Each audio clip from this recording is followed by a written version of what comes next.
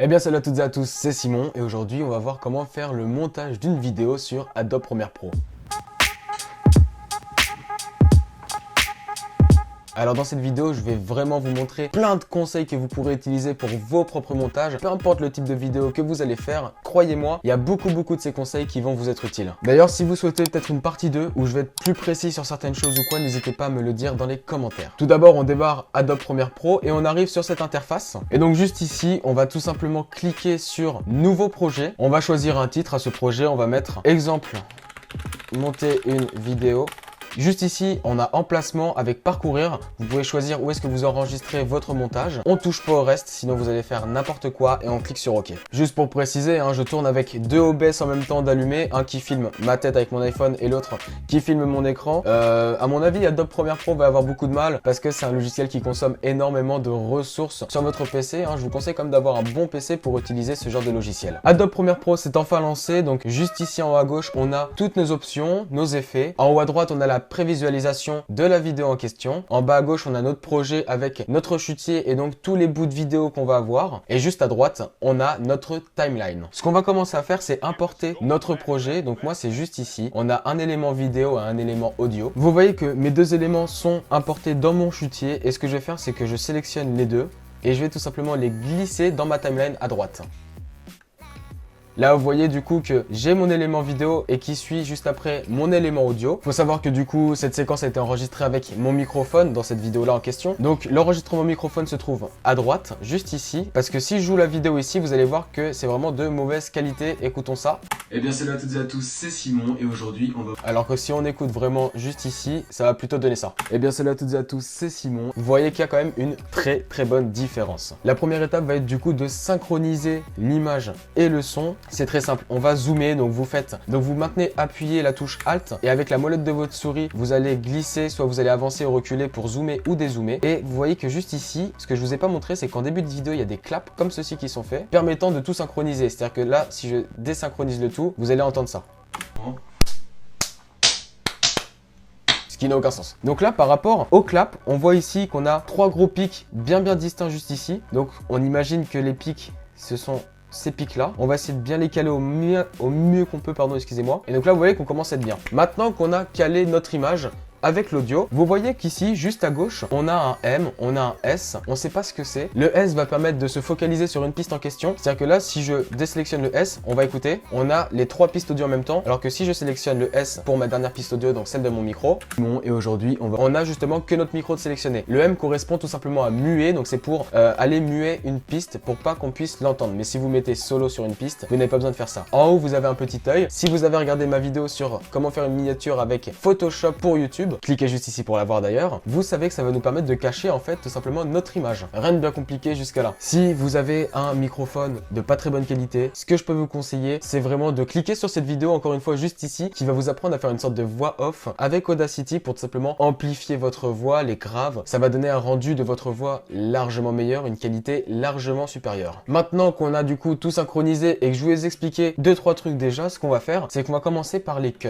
Les cuts juste ici, vous voyez ici il y a un cutter, c'est l'outil cutter juste ici à gauche. Il y a un raccourci clavier comme vous voyez qui est entre parenthèses, c'est le C. Donc on peut cliquer également sur la touche C de son clavier et juste ici on va sélectionner ça et on va couper ça. Comme vous avez pu le constater, du coup il n'y a qu'une piste audio qui va m'être utile durant cette vidéo. Donc ce que je vais faire, c'est que je vais sélectionner ce projet là avec du coup les deux pistes audio. Je vais cliquer sur rompre le lien et ici je vais supprimer du coup mes deux pistes qui ne servent à rien. Je vais avancer, je vais monter celle-là, je vérifie que ce soit encore bien synchronisé. C'est bon, c'est encore synchronisé. On va sélectionner maintenant les deux pistes comme ceci et on va faire simplement lier. Comme ça, les deux pistes maintenant, elles sont liées. Si je les bouge, elles bougent en même temps. On va commencer l'éditage de cette vidéo avec l'outil cutter. L'outil cutter se trouvant à gauche juste ici. Vous avez un raccourci, c'est la touche C. Donc si j'appuie sur la touche C de mon clavier, vous voyez que l'outil cutter se sélectionne automatiquement. Et là, on va pouvoir commencer à cutter par exemple cette partie-là de cette vidéo, donc tout le début qui nous sert à rien. Et nous, ce qu'on a envie de faire, c'est un petit jingle. On a envie de faire un petit jingle de lancement. Donc cette partie-là, après l'intro, on va la laisser. On va juste faire un cut, mais on va la laisser. Vous voyez que voilà, je fais un peu le con. Et là, on va cut ici parce que ça va être un peu trop long et on va recut juste ici. Quand vous voyez à l'audio, on peut se fier à l'audio en fait pour savoir à quel moment il faut couper. Et bien salut à toutes et à tous. Donc on va couper ici au début. Vous allez prendre très rapidement l'habitude, ne vous inquiétez pas. Et du coup, on va se créer un petit jingle. Comment est-ce qu'on va faire ce petit jingle? Vous voyez que pour l'instant, ça donne ça. Éditer une vidéo.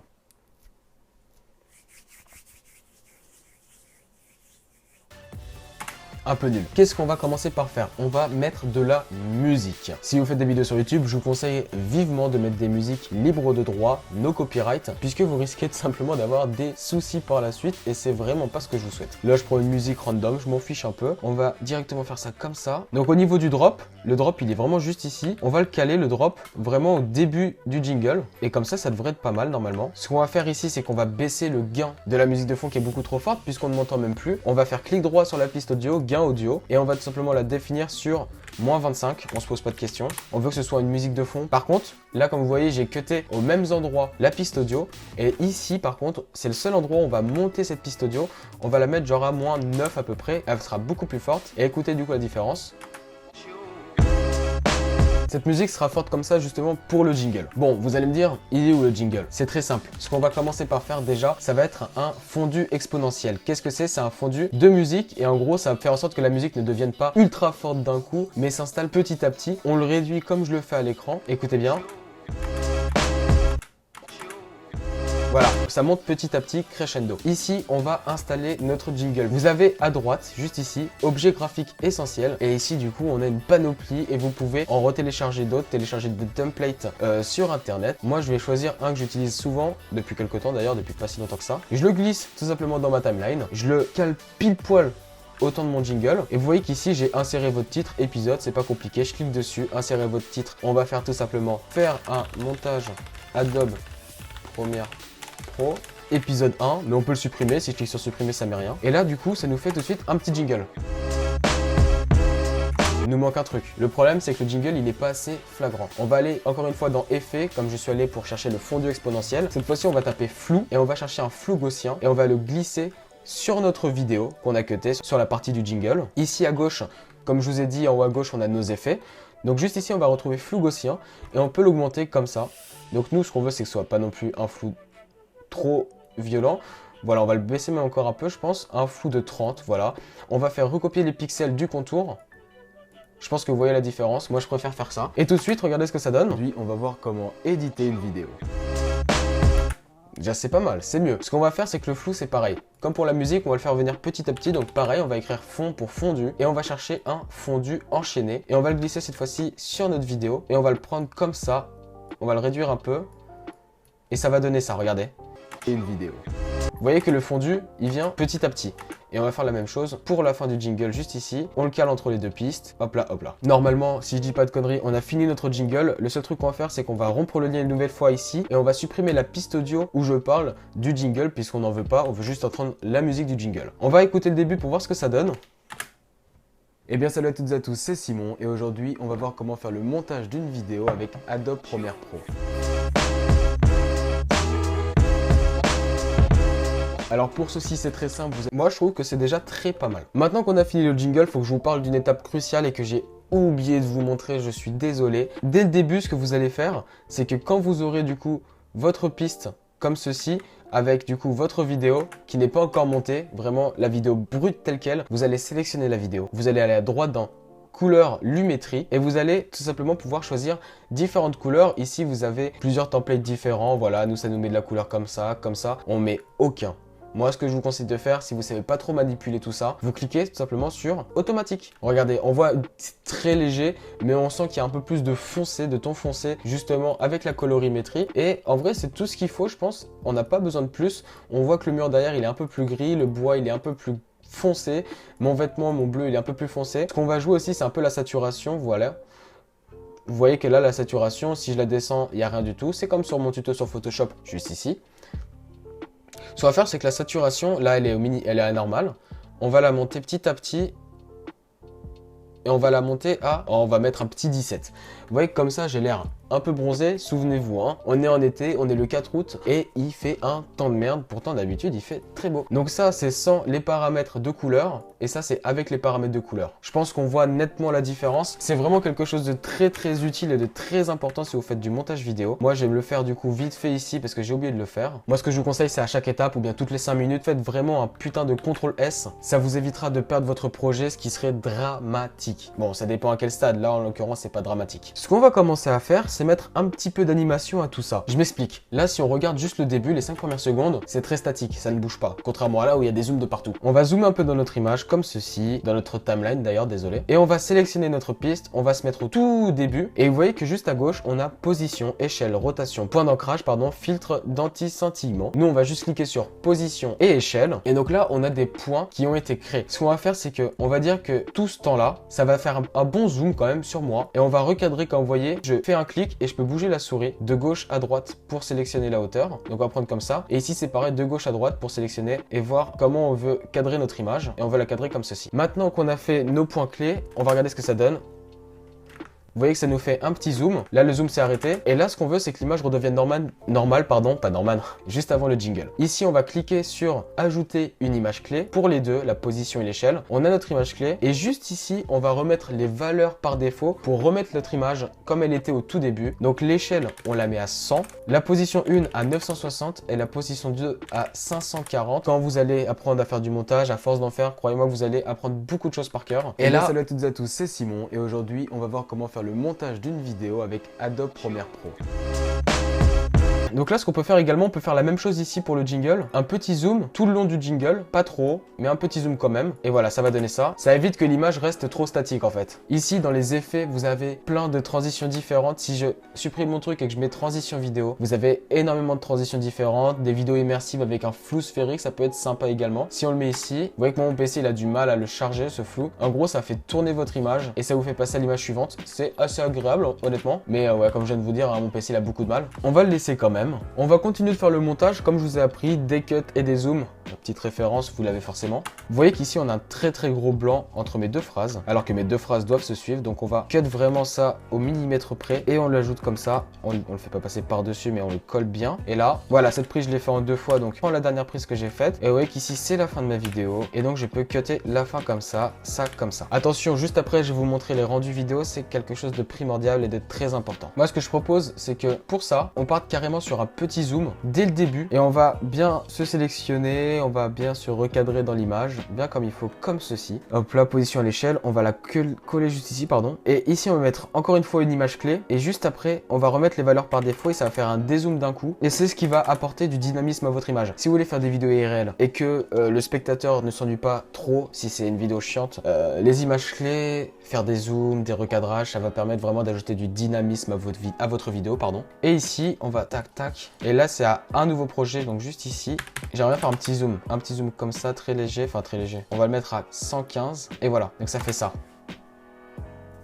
Voilà, pas très compliqué. Moi, par exemple, ce que je fais dans mes montages, et c'est un exemple qui peut vous être utile, c'est que j'ai un truc, un pop-up dans la vidéo d'animation pour s'abonner. Donc, je le glisse encore une fois dans mon chutier. Et une fois qu'il est là, je le glisse maintenant dans ma timeline. Hop là, hop là. Et imaginez, on va le mettre ici comme ça. On va juste l'accélérer. Ici, on va faire un clic droit sur le projet que je viens d'importer, l'abonnement final. On fait vitesse, durée. Et là, par exemple, on va le mettre à 200%. Donc, il va aller 2 fois plus vite.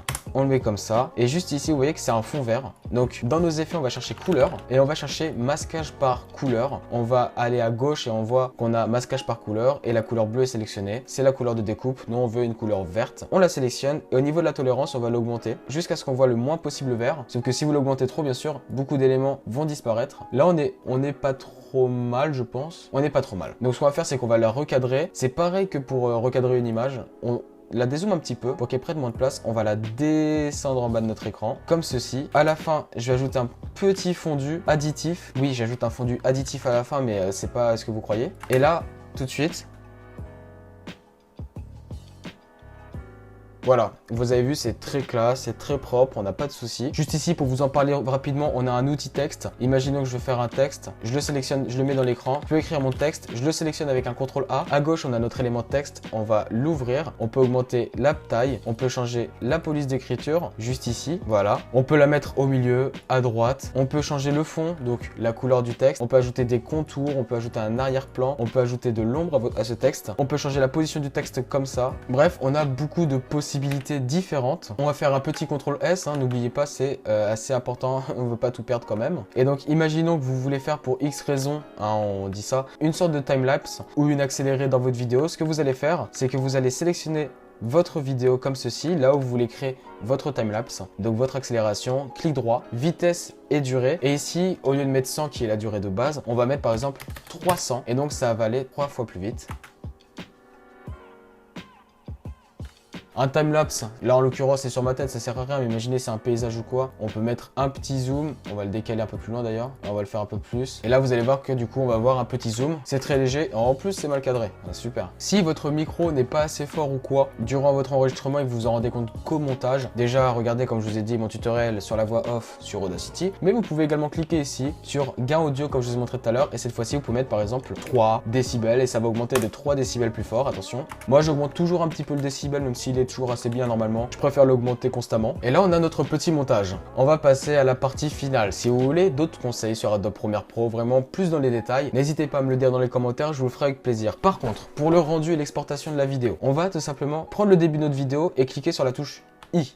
D'accord? On va aller à la fin de notre vidéo, on va cliquer sur l'avant-dernière frame, c'est-à-dire juste ici, et on va cliquer sur O. Jusqu'ici, on me suit. On peut faire un petit dézoom, on voit qu'on a tout bien sélectionné. Ce qu'on va faire, c'est qu'on va faire CTRL M, et donc là, on a une page qui va s'ouvrir dès à présent. Et donc ça va être notre page de rendu d'exportation. Moi, j'ai déjà des presets de fait, et je vais vous les montrer. Moi, ça s'appelle YouTube 1080p 60 images par seconde. On reste bien sur un format H264, c'est super important. Nom de sortie, on va modifier ça, on va mettre exemple montage, et ce sera le nom de votre vidéo juste après, enregistré. Exportation vidéo, exportation audio bien entendu. Effet, on ne touche pas les effets. Vraiment, on ne touche pas. Par contre, vidéo, vous avez largeur, hauteur, c'est du 1920 par 1080 de la Full HD. Donc ça veut dire que vous aurez votre vidéo disponible en 1080p sur YouTube. Si vous voulez faire de la 4K, ce sera ces paramètres-là. Fréquence d'image, j'ai mis du 60 images par seconde. Pixel carré, on est sur 1. On fait un rendu à la résolution maximale, c'est-à-dire que ce soit vraiment de meilleure qualité possible. Paramètres du codage, moi j'ai laissé en height 10. On est sur,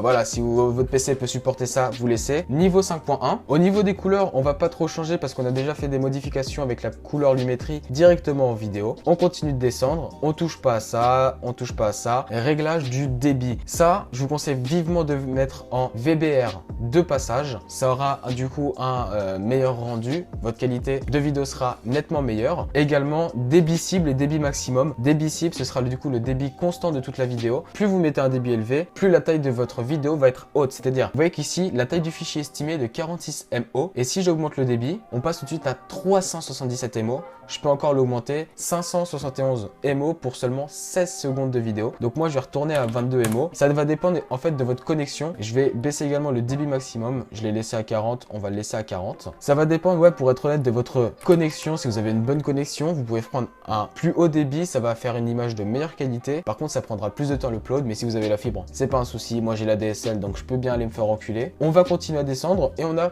plus rien à modifier. Juste en dessous, utiliser la qualité rendue maximale. C'est super important. Le reste, on touche pas et vous allez tout simplement cliquer sur exporter et vous allez exporter votre vidéo. Voilà, j'espère que cette petite vidéo sur Adobe Premiere Pro vous aura plu. Si c'est le cas et si vous voulez une deuxième vidéo là-dessus, n'hésitez pas à me le dire dans les commentaires. C'était Simon, moi je vous dis à la prochaine. Ciao!